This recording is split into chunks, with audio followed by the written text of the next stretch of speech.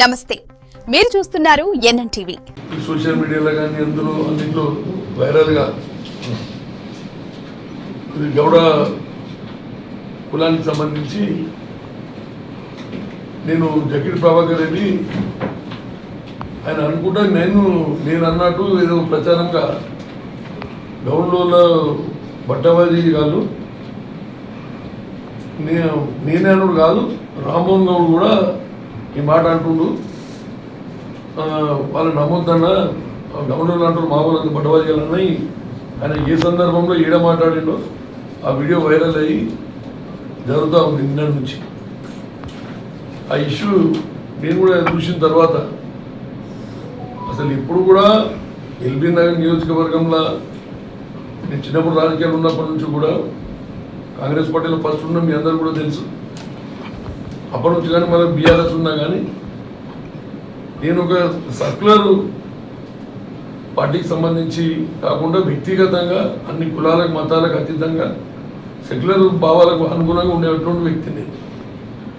మీ అందరూ కూడా తెలుసు. ఎగ్జాంపుల్గా ఎల్బీ నగర్ నేను ఏది క్రిస్టియన్ వాళ్ళు ఉన్నా అందరికంటే ఎక్కువ న్యాయపడి ఉంటారు, ముస్లిమ్స్ ఉన్నా న్యాయపడి ఉండరు.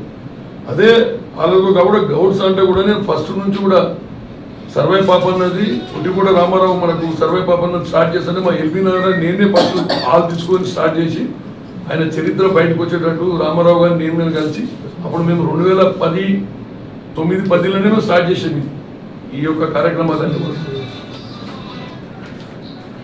దాంతోపాటు ఈడ 2 సార్లు నేను ఎమ్మెల్యేగా పోటీ చేసినప్పుడు కూడా నేను దగ్గరకు వచ్చి ఫస్ట్ టైం మొదటిసారి కూడా నేను 2వ ప్లేస్ వచ్చిన మీ అందరూ కూడా తెలుసు. ఆ రోజు కూడా నేను 15 రోజుల ముందే టికెట్ తెచ్చుకుంటే అందరికన్నా ఎక్కువ మా కులస్తులే ముందు గౌడ్స్ చాలా మంది ఉంటే నాకు బ్రహ్మాండంగా పనిచేయడం జరిగింది. అప్పటికప్పుడు అన్న కూడా 4,12,000 ఓట్లు ఉండే. ఆ టైంలో 15 రోజుల్లో నాకు ఏజెంట్లు కానీ దాంట్లో కూడా చాలా మంది మా బంధువులు మా కులాలని ఇవాళ చెప్తుంది అంతా సహకరించింది. ఆ రోజు జరిగింది.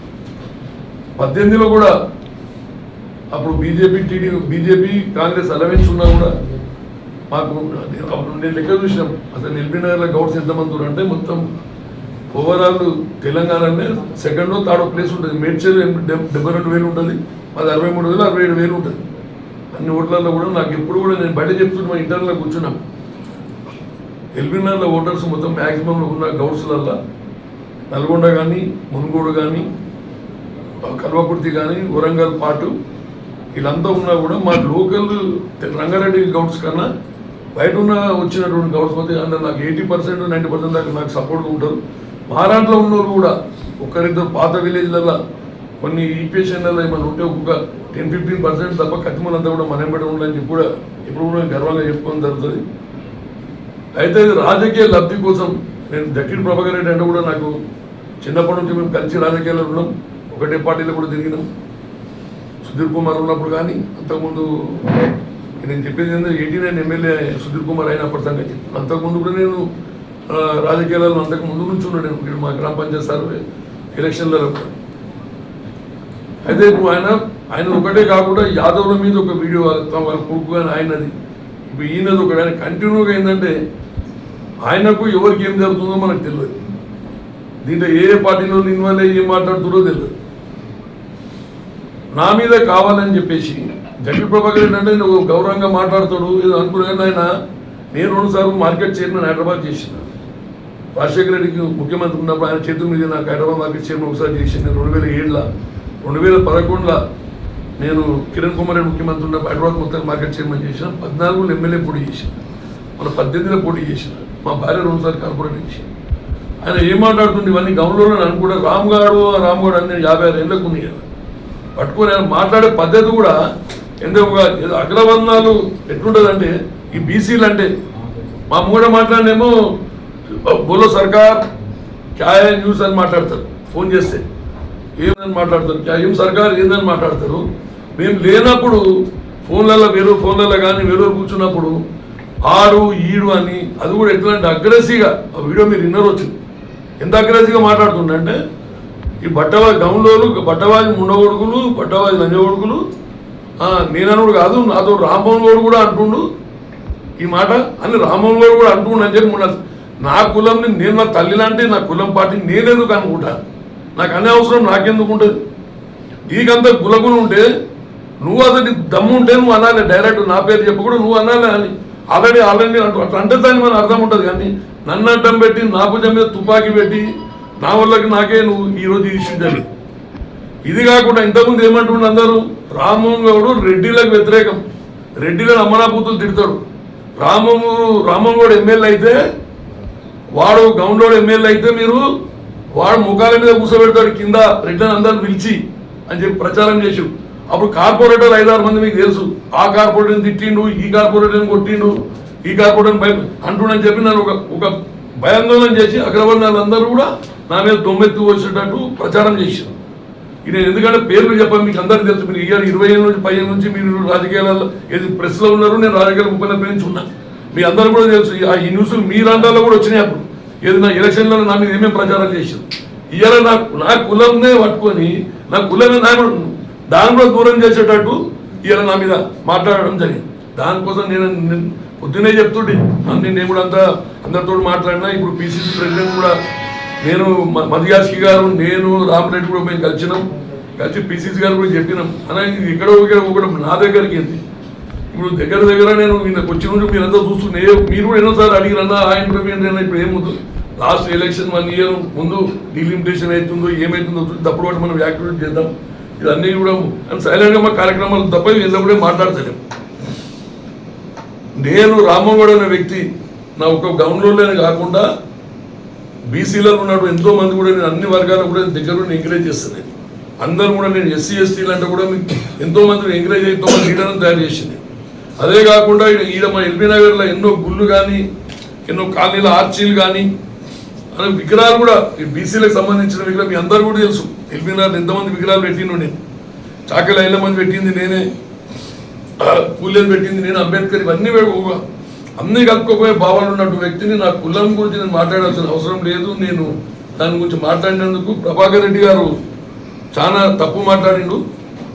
దానికి ఆల్రెడీ మేము పార్టీ పరంగా కూడా మేము చేసుకుంటాం. ఇంకోటి ఏంటంటే పార్టీ పరంగా చర్యలు తీసుకోవడం జరుగుతుంది. ఇది వితిన్ ది పార్టీలో ఒక 2 పెద్ద కులాలని బాగా ఒక కొడుకో దిక్కు తండ్రో దిక్కు పెద్ద ఎత్తున అక్కడ యాదవులని అనడం, ఇప్పుడు గౌండ్లను అనడం ఇవన్నీ జరిగింది. ఎట్టి పరిస్థితుల్లో కూడా దీని అధిష్టానం వరకు మా చర్య తీసుకుంటే ఒక 60-70 మంది మా శ్రేయోభిలాష్ అందరూ ఫోన్ చేస్తారు.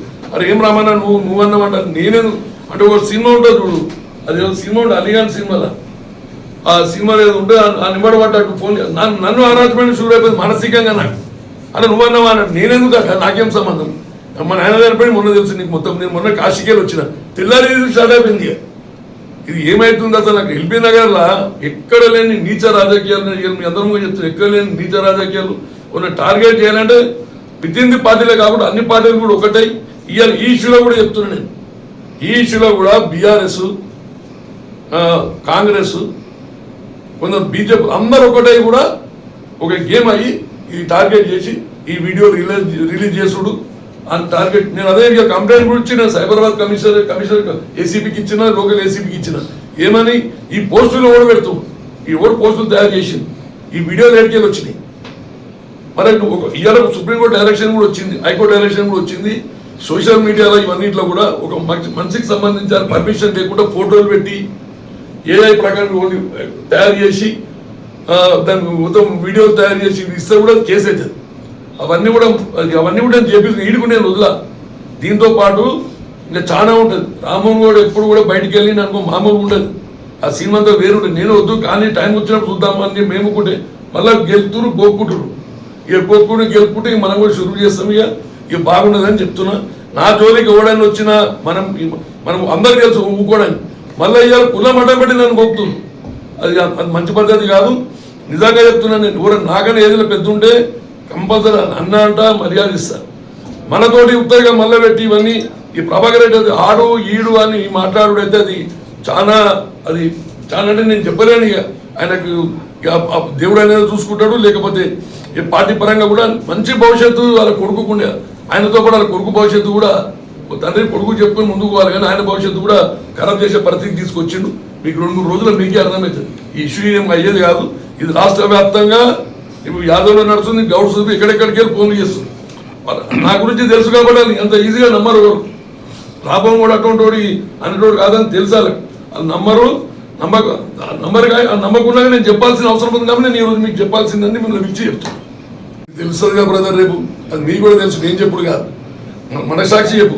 అది 100% జెన్యున్ వీడియో, ఒరిజినల్ అది అన్నవని ఏం గుడపడదాం ఏం అయిపోయింది, ఏం సినిమా చెప్తాను ఏ లేదు నువ్వు పక్కాది అన్న డౌటే లేదు. అది ఇది కాంతిపల్లి డిస్కస్ నువ్వు అన్నట్టు అడిగారు, అక్కడ కూడా చెప్పినాం మేము.